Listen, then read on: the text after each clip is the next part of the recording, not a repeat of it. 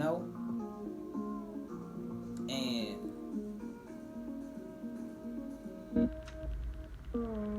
I don't know. It's like boundaries still should be set, regardless of how good it is. You got to be real and say, look, I met you a month and a half ago. Um, I'm flattered, and I appreciate that you cooking breakfast. I appreciate you clean my place, but you know, enough time hasn't gone by. And don't tell her how long, cause she'll ask, well, how long you need? But once you tell her how long you need, she'll just hold out until that time go, and then she'll hold that against you. Well, you said 2 months. It's been 2 months. Don't tell her how long it takes. That's a jewel right there. Don't tell people how long it takes to cross over from one boundary to another boundary. As long as if she's into you, like she say she is, you know, she'll wait as long as it takes for you to realize what she told you match what she showed you. Right? What she told you and what she showed you is supposed to match perfectly. Right? And if it don't, there you go. Some men it don't take long. Some men they've been in the game long enough to know who full of BS and who's legit with it. And some men don't really know the game well enough, and out of desperation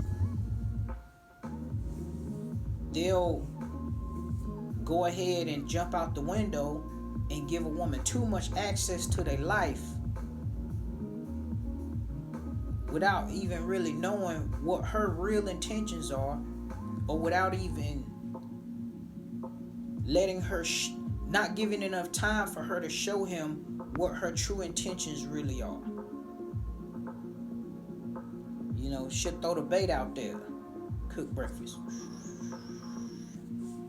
you know, give him some pancakes, the head good, whatever, right? He'll be so open off that, because a woman's real power is in her femininity and in her submissiveness, especially to a man who is not in a place of power, who's not used to having that kind of access to that kind of woman. Man, that's game right there. Instead of doing the opposite of being non-submissive, right, and being masculine, which work when you're dealing with a simp. A woman can overpower a simp being masculine and non-submissive.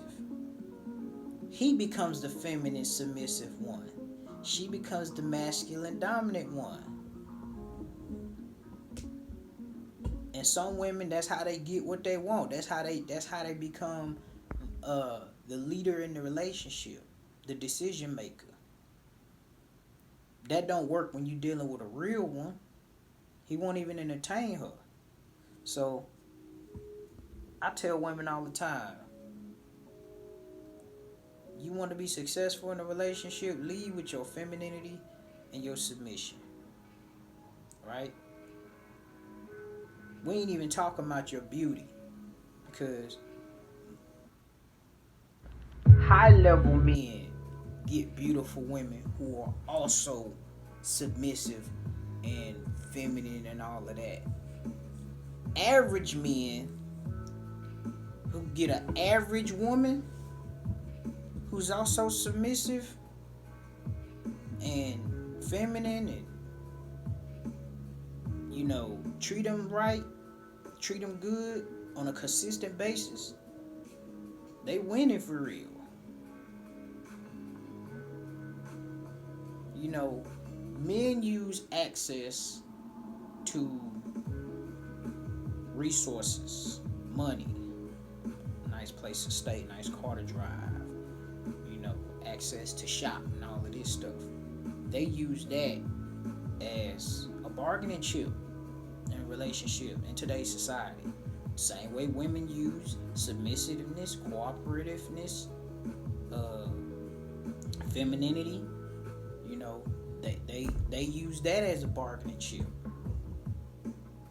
You know, I hear a lot of men say, man, I just wish a woman would just be more submissive, man. These women too masculine, they too manly. I tell them, I say, well, what type of women you attracting? What type of women you looking at?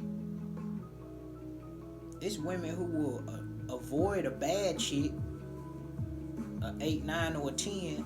He'll avoid her off rip because the implication is that her attitude gonna stink. Cause she fine, she feel like she too good to be feminine and cooperative. The truth is that may be the case when it comes to you, cause you average. To a rich dude, to a high level dude, you know, it's like they release certain aspects about them depending on who qualified for it. You don't qualify for submissiveness and cooperativeness from or cooperation from a 8, 9, and 10, a high level woman. That's how she feel. Only those who qualify gonna get it. And it goes back to courtesy and obligation. To me, it's a courtesy for a man to be a gentleman. Right?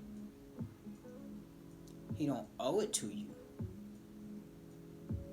But it's good to extend that courtesy. And in return, some femininity, some submissiveness wouldn't be a bad move. When a man smile at a woman and say, "Hey, how you doing?" She smile back and say, "I'm fine, and you?" That's a courtesy exchange. He don't owe that.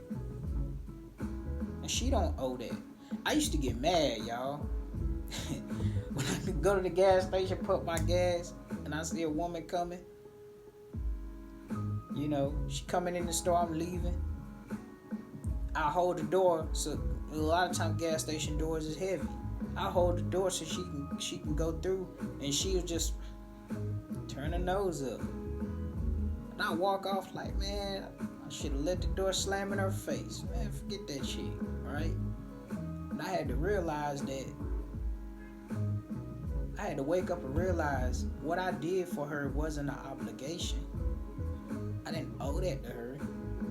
And in return, she don't owe it. She don't owe it to me to reciprocate that same courtesy of being respectful, being nice. Right?